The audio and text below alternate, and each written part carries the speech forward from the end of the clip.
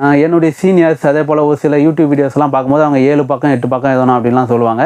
நான் எழுதுனா ஒரு மணி நேரத்தில் அந்த 2 12 மார்க்கே முடிக்கிற மாதிரி தான் நான் பிளான் பண்ணி எழுதுவேன். எனக்கு வந்து 50 நிமிஷமே போதுமானதாக இருக்கும். ஸோ அந்த ஒரு டைமிங் தான் நான் வச்சு எழுதுவேன். 2 12 மார்க்கை ஒரு 50 நிமிஷம் அதிகபட்சமாக ஒரு மணி நேரத்தில் முடிச்சிடுவேன். அடுத்ததாக நான் 7 மார்க் எழுதணும்னு கேட்டிங்கன்னா மொத்தமாக பார்த்தீங்கன்னா ஃபஸ்ட் இயருக்கு 11 பேப்பர் வரும்.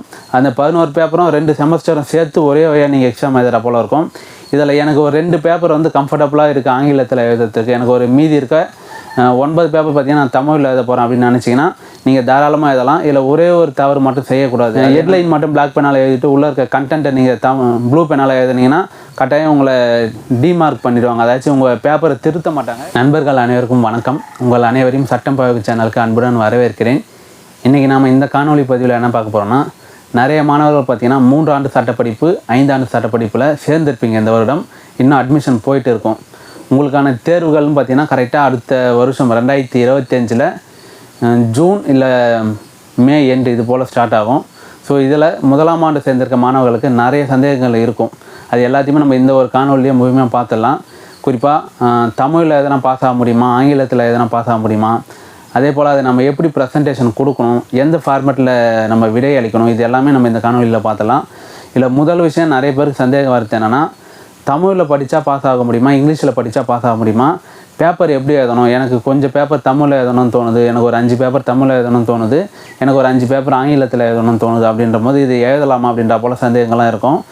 முதல் விஷயம் பார்த்திங்கன்னா, நீங்கள் எந்த மொழியில் வேணாலும் படிக்கலாம், எந்த மொழியில் வேணாலும் எழுதலாம். இந்த மொழின்றது பார்த்திங்கன்னா தமிழ் ஆங்கிலம் இது 2 தான். இப்போது அம்பேத்கர் யூனிவர்சிட்டி கீழே வரீங்கன்னா அஃபிலியேட்டட் காலேஜாக இருந்தாலும் சரி, கவர்மெண்ட் காலேஜாக இருந்தாலும் சரி, நீங்கள் தமிழ்லையும் எழுதலாம், இங்கிலீஷ்லையும் எழுதலாம். இப்போது மொத்தமாக பார்த்திங்கன்னா ஃபஸ்ட் இயருக்கு 11 பேப்பர் வரும். அந்த 11 பேப்பரும் 2 செமஸ்டரும் சேர்த்து ஒரே வழியாக நீங்கள் எக்ஸாம் எழுதுகிற போல் இருக்கும். இதில் எனக்கு ஒரு 2 பேப்பர் வந்து கம்ஃபர்டபுளாக இருக்குது ஆங்கிலத்தில் எழுதுறதுக்கு. எனக்கு ஒரு மீதி இருக்க 9 பேப்பர் பார்த்திங்கன்னா நான் தமிழில் எழுத போகிறேன் அப்படின்னு நினச்சிங்கன்னா நீங்கள் தாராளமாக எழுதலாம். இதில் ஒரே ஒரு தவறு மட்டும் செய்யக்கூடாது. அது என்னென்னு பார்த்தீங்கன்னா, ஒரு பேப்பர் எழுதிட்டு இருக்கும்போது அதில் ஆங்கிலமும் தமிழும் கலந்து எழுதக்கூடாது. இப்போ ஒரு 4 லைன் தமிழில் எழுத்து அடுத்த ஒரு 4 லைன் ஆங்கிலத்தில் எழுதுன்றது உங்கள் பேப்பரை ரீவேலேஷன் பண்ண மாட்டாங்க. அதே போல் உங்களை ஃபெயில் போட்டுருவாங்க. ஸோ ஒரு பேப்பர் எழுத்து வந்தால் முழுமையாக ஆங்கிலத்தில் எழுதணும், அப்படி இல்லைனா தமிழில் எழுதணும். இதுதான் முறை. ஸோ அதே போல் இதில் ப்ளூ பெனால் எழுதலாமா இல்லை பிளாக் பெனால் எழுதலாமா அப்படின்னு ஒரு சந்தேகங்கள் இருக்கும். நீங்கள் எழுதுறது பார்த்திங்கன்னா எந்த ஒரு பெனாலுமே எழுதலாம், ஆனால் ஒரே பெனாவாக இருக்கணும். ஒன்று ப்ளூ பெனாவே எழுதணும், இல்லாட்டி பிளாக் பெனாவே எழுதணும்.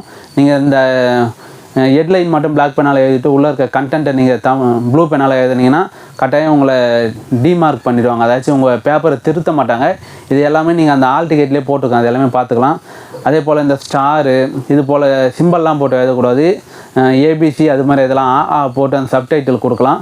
நீங்கள் ஸ்டார் அது போல் சிம்பிள்லாம் யூஸ் பண்ணக்கூடாது. இது எல்லாமே ஆல் டிக்கெட்டில் இருக்கும்.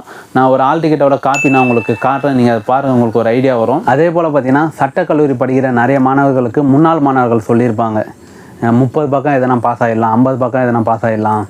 ஸோ ஒரு சிலர்லாம் பார்த்திங்கன்னா இது மாதிரி ஒரு தாட்டில் நீங்கள் படிக்க வந்தீங்கன்னா கட்டாயம் பாஸ் ஆகவே முடியாது.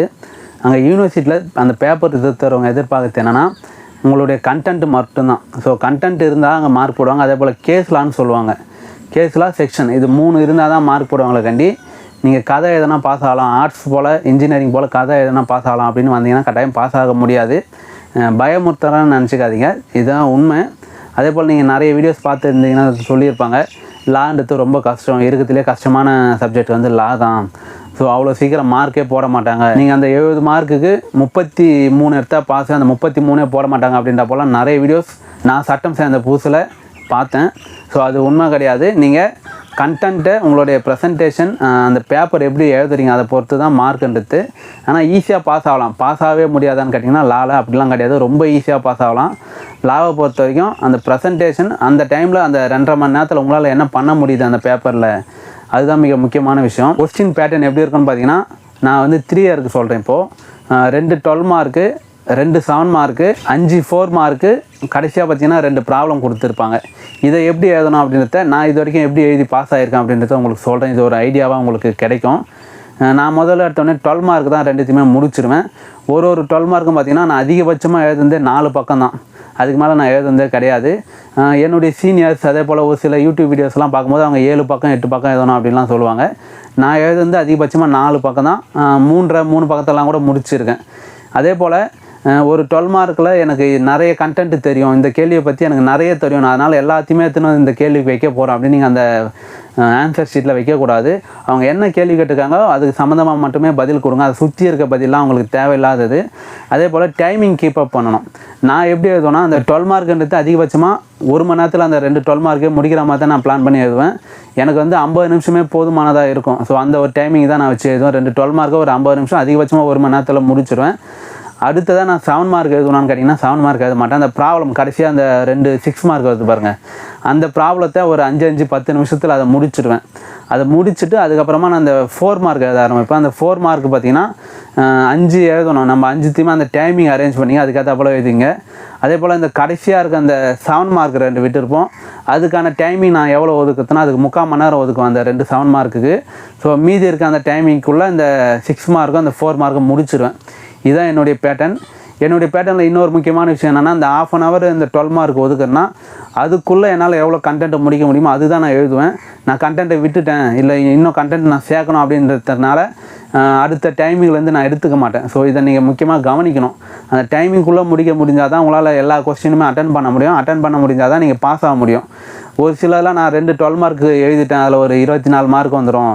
ஸோ அதுக்கப்புறமா 2 7 மார்க் எழுதிட்டேன், அதில் 14 மார்க் வந்துடும். மீதியில் நான் அட்டன் பண்ண தேவைன்னு விட்டுட்டு வந்தீங்கன்னா கட்டாயம் பாஸ் ஆக முடியாது. ஏன்னா நீங்கள் 12 மார்க் எதுனாலும் 12 மார்க் முழுமையாக போட மாட்டாங்க. ஸோ அதனால் அவங்க எல்லா கேள்வியுமே அட்டன் பண்ணியிருக்கீங்களான்றத கம்பல்சரி பார்ப்பாங்க. ஸோ முடிஞ்ச அளவுக்கு எல்லா கேள்வியுமே அட்டன் பண்ணுறதுக்கு முயற்சி பண்ணுங்கள். நீங்கள் இப்படி பண்ணால் தான் பாஸ் ஆகிட்டு நல்ல மார்க்குமே ஸ்கோர் பண்ண முடியும் இந்த எக்ஸாம் பொறுத்த வரைக்கும். அதே போல் இன்டர்னல் 30 மார்க் அது காலேஜிலே போட்டுருவாங்க, அது எந்த பிரச்சனையுமே இருக்காது. ஸோ இந்த ஒரு கான்செப்டை ஃபாலோ பண்ணுங்கள். இந்த ஒரு கான்செப்டை ஃபாலோ பண்ணி நீங்கள் படிங்க, எழுதுங்க. இப்படி படிக்கும்போது உங்களுக்கு லான்றது ரொம்ப ஒரு ஈஸியான சப்ஜெக்டாக இருக்கும்.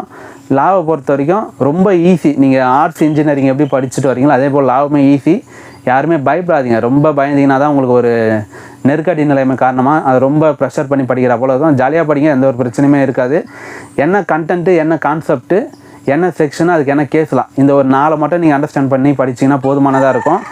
முடிஞ்ச அளவுக்கு மக்கப் பண்ணாதீங்க, அண்டர்ஸ்டாண்ட் பண்ணி பாருங்கள். அண்டர்ஸ்டாண்ட் பண்ணி படிச்சிங்கன்னா தான் லாவை பொறுத்த வரைக்கும் ஈஸியாக இருக்கும். நீங்கள் அன்றாட லைஃப்பில் ஃபேஸ் பண்ணுற விஷயங்கள் தான் லாவில் நிறைய இருக்கும். இந்த ஃபஸ்ட் இயரில் ஃபேமிலி லா இருக்கும், அதில் சொத்து பிரிக்கிறது, சொத்து கொடுக்குறது, சொத்து வாங்கிறது, ஸோ சொத்து எப்படி யார் யாருக்கு எவ்வளோ ஷேர் வருது, ஸோ இது எல்லாமே ஃபேமிலி லாவில் இருக்கும்.